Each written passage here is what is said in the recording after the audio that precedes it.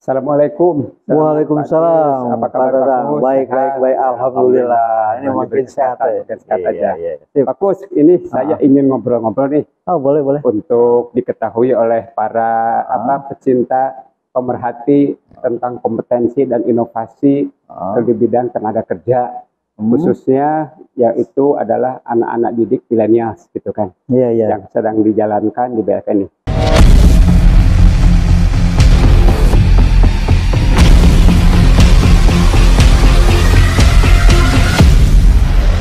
Kita ngobrolin Pak Gus ya, sambil duduk aja ya.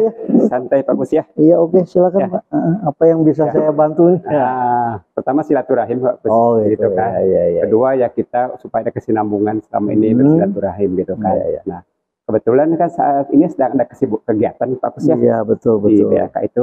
Barangkali Pak Kus bisa menceritakan dulu lah secara umum dulu bahwa bagaimana yang terkait dengan pembekalan keterampilan sehingga anak bisa berbasis kompetensi dalam waktu yang relatif singkat, Pak Kus. Gitu. Iya, betul. Ya. Jadi silakan Pak Kus, bebas saja lah. Gitu, kan. Jadi gini, memang kita ini sedang melaksanakan kegiatan pelatihan berbasis kompetensi. Tentunya skema kompetensi yang kita berikan kepada peserta ini itu sebetulnya dengan skema kompetensi otomasi listrik industri. Nah, di mana di dalam skema kompetensi itu ada beberapa unit kompetensi yang akan diberikan kepada mereka. Tentunya ada beberapa unit di situ, dari mulai bagaimana mereka itu menerapkan prinsip-prinsip K3 di tempat kerja. Yang kedua, bagaimana mereka mengikuti unit kompetensi dalam menggunakan peralatan ukur. Itu unit kompetensi yang keduanya. Terus unit kompetensi yang ketiganya, bagaimana mereka bisa membangun atau memasang instalasi domestik, yaitu yang keterkaitannya dengan instalasi pelayanan, dari mulai pemasangan alat ukur sampai ke pemasangan instalasi penerangannya. Itu unit kompetensi yang kita berikan kepada mereka. Jadi yang dasar penerangan dulu ya. Yang dasar itu pertama mereka menggunakan alat ukur. Alat ukur, iya. Nah, di situ dalam menggunakan alat ukur itu ada beberapa tahapan. Dari mulai mereka bagaimana bisa menggunakan alat ukur yang namanya ohmmeter. Kan itu. Jadi alat ukur besaran listrik, besaran listrik. Jadi bagaimana dengan tujuan pasti mereka itu bisa dengan menggunakan alat ukur ohmmeter itu mereka tahu fungsi daripada peralatan itu, sehingga mutlak ya. Artinya dia bukan cuma sebatas mengukur, tapi dia harus tahu arahnya kemana di dalam menggunakan alat ukur itu, supaya dia bisa menentukan kondisi baik buruknya dari peralatan itu. Para pemerhati, penguasaan alat ukur bagi seorang teknisi yang diantarkan untuk punya kompetensi mutlak untuk menjadi bagian keterampilannya mereka. Betul, Pak Kus, ya? Betul. Setelah itu apa Pak Kus? Setelah mereka menggunakan alat ukur itu, dia harus bisa juga menggunakan alat ukur yang namanya meger atau insulation tester. Nah, itu tujuannya mereka harus tahu bahwa alat ukur yang digunakan itu bisa menentukan kondisi peralatan itu aman atau tidak aman. Misalnya satu contoh, misalnya kita ambil dari suatu tahanan isolasi dari motor-motor listrik misalnya. Kan itu yang ada keterkaitannya nanti dengan unit kompetensi mereka, yaitu di mana kan unit kompetensi mereka itu nanti ada di situ, mereka bisa memasang instalasi pengaturan motor listrik 3 pas maupun 1 pas. Nah, di situ dia harus tahu kondisi motor listrik yang mau dioperasikannya itu kondisi aman atau tidak aman terhadap siapa? Terhadap operator yang akan melakukan proses pekerjaan mengoperasikan mesin itu. Nah, itu mereka harus tahu posisinya mesin itu dalam kondisi aman atau tidak aman dari apa? Dari tegangan kejut.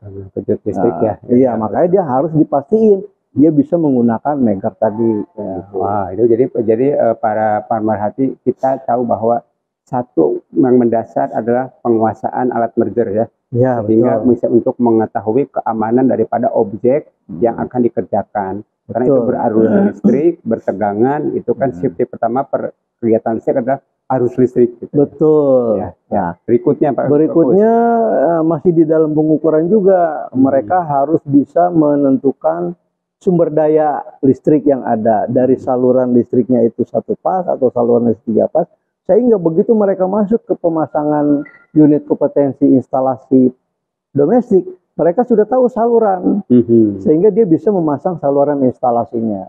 Tanpa harus menggunakan alat ukur itu, dia tidak bisa menentukan ini dalam kondisi saluran 1 pas atau 3 pas. Ya. Kan gitu. Karena di situ ada dua penggunaan.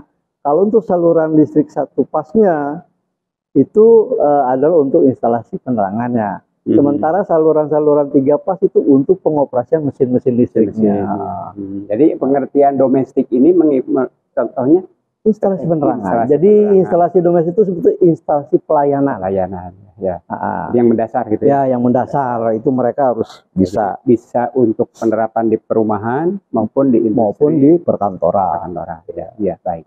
Nah, lanjut Pak Kus, ternyata menarik nih. Nah, setelah mereka sudah dipastikan mereka paham tentang menggunakan alat ukur tadi, baru mereka masuk ke praktek dari bagaimana mereka bisa membaca gambar instalasi penerangan.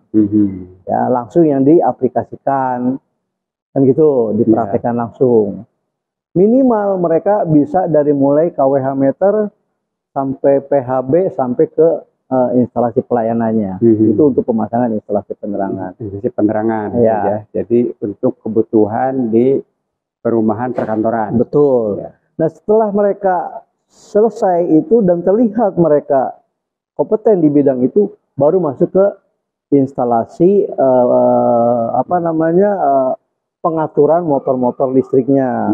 Itu di situ kita berbicara tentang masalah kontaktor, berbicara tentang masalah relay, magnet. Di situ juga kita berbicara tentang masalah saluran listrik 3 pasnya. Itu semua selalu berkesinambungan. Itu udah masuk ke elemen-elemen untuk ke arah otomatisasi. Iya, betul. Ya, pengaturan itu udah masuknya di otomatisasinya. Nah, setelah mereka menguasai di instalasi pengaturan itu sampai maksimalnya itu sampai dia harus bisa pengoperasian motor listrik dalam hubungan star delta. Nah, itu sampai ke sana. Itu semua masih terkait dengan rangkaian analog ya. Betul, jadi masih rangkaian jaring gitu kan, istilahnya itu dasarnya gitu kan. Betul sekali, betul sekali.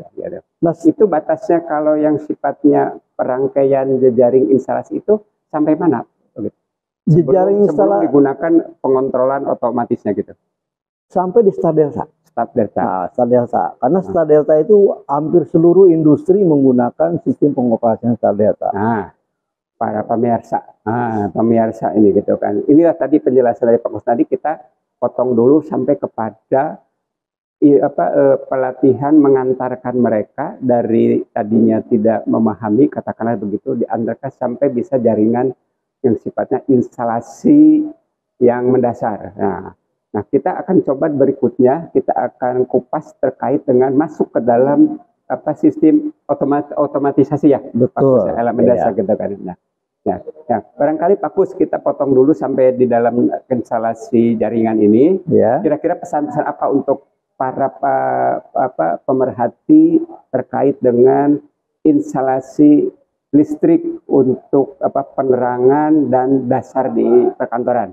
Ya, sebetulnya banyak sekali manfaat-manfaatnya ya pemirsa, terutama di dalam pemasangan instalasi penerangan bukan cuma sebatas kita bisa di perkantoran di perumahan saja, bahkan kita sampai ke pedesaan itu sangat diperlukan sekali. Betul. Kan gitu untuk pemasangan instalasi penerangan itu. Ya. Nah, kita bisa kembangkan nanti di dalam pemasangan instalasi sebetulnya punya nilai jual juga.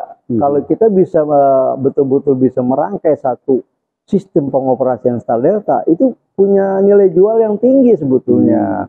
Ya kan, dan itu nggak harus kita bisa terjun ke dunia industri saja, bahkan bisa kita membuat suatu panel pengoperasian delta misalnya untuk ukuran-ukuran kapasitas daya 10 HP ke atas. Dan itu bisa dijual, Pak.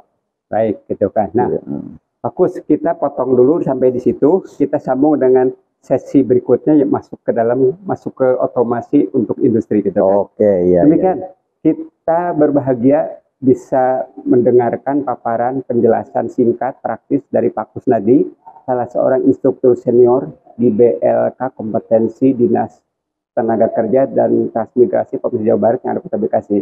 Kita tutup sampai di sini dulu. Kita akan sambung dengan cerita sesi untuk masuk industri. Oke, terima kasih. Ya.